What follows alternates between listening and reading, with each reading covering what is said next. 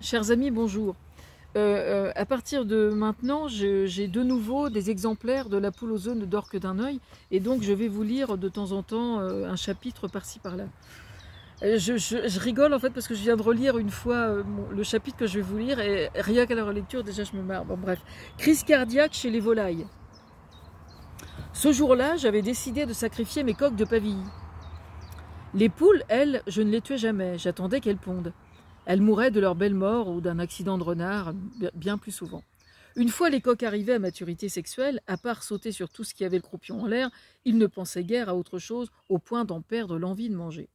J'avais bien tenté de les conditionner, tels les chapons, non pas en les castrant, parce que ça c'est un peu trop délicat pour moi, comme on le fait, mais uniquement en les engraissant avec du lait, mais le stress occasionné n'avait pas rendu l'expérience concluante. Bah oui, parce qu'en théorie, on doit les mettre dans des cages et tout. Et ça me faisait chier en fait de les mettre dans des cages, mais eux n'étaient pas d'accord non plus. Donc, comme à chaque fois que je voulais attraper une volaille, quelle qu'en soit la raison, je veillais à ce que mon poulailler soit fermé la veille, de telle sorte que pour le sacrifice, elle soit à jeun, et surtout pour que je n'ai aucune difficulté à les attraper. Oui, parce que quand une volaille est à jeun, au moment où vous faites le sacrifice, quand vous videz la volaille, vous sortez les boyaux et tout ça, je rigole parce que s'il y a des véganes qui regardent la vidéo, ça fait rire. Bref, toujours est-il que c'est quand même beaucoup mieux d'avoir les viscères qui sont vides plutôt que des viscères qui sont pleins. Voilà, c'est aussi bête que ça. Soyez sans crainte, pour y avoir du sport, il y avait du sport. Dans le cas des pavilles, généralement, j'opérais très tôt, quand elles n'étaient pas encore vraiment réveillées, même si elles nous avaient déjà gratifié de leur chant au lever du jour. Enfin, je parle des coqs, évidemment. De cette façon, en entrant et refermant la porte aussi sec derrière moi, je leur disais bonjour, je leur parlais toujours. Évidemment, j'étais leur soigneuse, alors elles me connaissaient parfaitement. Je tenais vraiment à procéder ainsi parce que j'aime bien faire de telle sorte toujours que mes animaux soient les moins stressés possibles, y compris pour aller au sacrifice.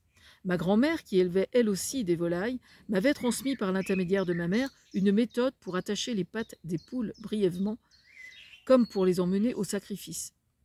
Mais c'est valable même si vous devez, par exemple, vous transporter des volailles pour les emmener d'un endroit à quelqu'un d'autre dans une caisse au cul d'une voiture, dans le cul d'une voiture, ça les immobilise sans que ça les blesse.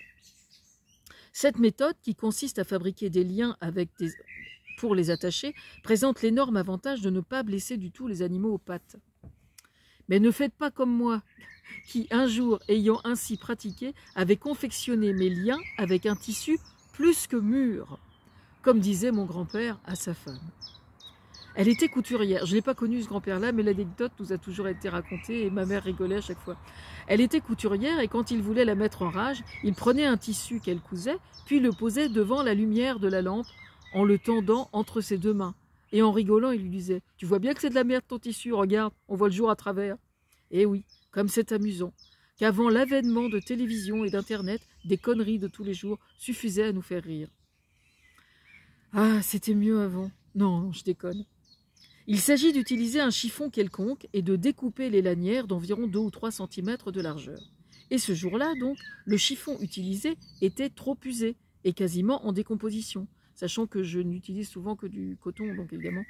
Une fois mes volailles attrapées et attachées, comme d'habitude, je les transportais dans une brouette.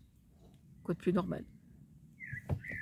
J'avais dû m'absenter, peut-être pour répondre au téléphone ou aller aux toilettes, je me souviens plus. 2 ou 3 d'entre elles avaient réussi à se détacher et avaient fui dans le jardin. Il me semble bien les avoir aperçues toutes dans la journée, me regardant de côté comme seules les volailles savent le faire. Ils penchent la tête comme ça, puis regardent sur le côté comme ça. Comme seules les volailles savent le faire. Et me faire un bel ergot d'honneur parfaitement digne de n'importe quel autre condamné à mort qui aurait réussi à gagner une journée de vie.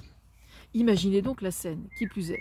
Le temps que je m'occupe de celles qui n'avaient pas réussi à fuir, leur triste destinée, elles avaient alors tout le loisir de jouir du jardin auquel elles n'avaient en principe absolument pas accès pour les raisons invoquées plus haut. D'autant plus qu'on couvrait le sol avec des écorces de pin ou des tentes de gazon ou quoi que ce soit. Donc je vous explique pas, quand ils se déboulaient dans une plate-bande, ils étaient heureux de trouver plein d'insectes et tout ça. Bref, c'est un autre sujet. Autant dire que c'était 50 fois plus agréable que n'importe quelle cigarette du condamné. Vous pouvez me croire. Un jour, je décidai de faire leur fête à une flopée de coqs de Pavilly. Il devait y en avoir 5 ou 6.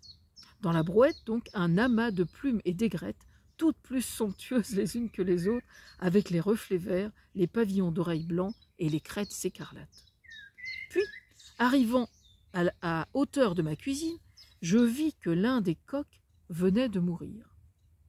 Ni une ni deux. Il fallait faire vite pour ne pas perdre la viande et le saigner vite fait bien fait.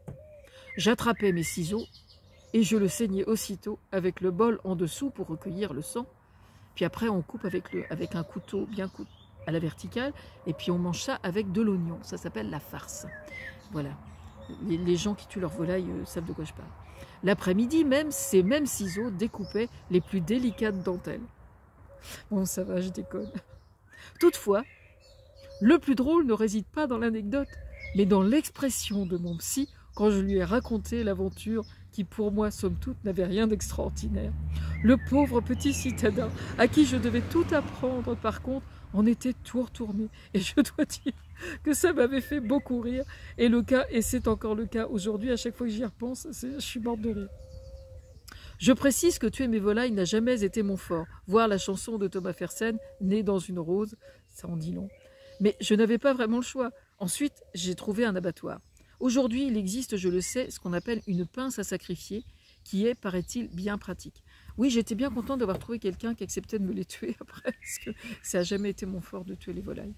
Voilà, alors ça, c'est un des chapitres de mon ouvrage, La poule aux œufs ne dort que d'un œil, sachant que la poule en question, eh bien, c'est moi.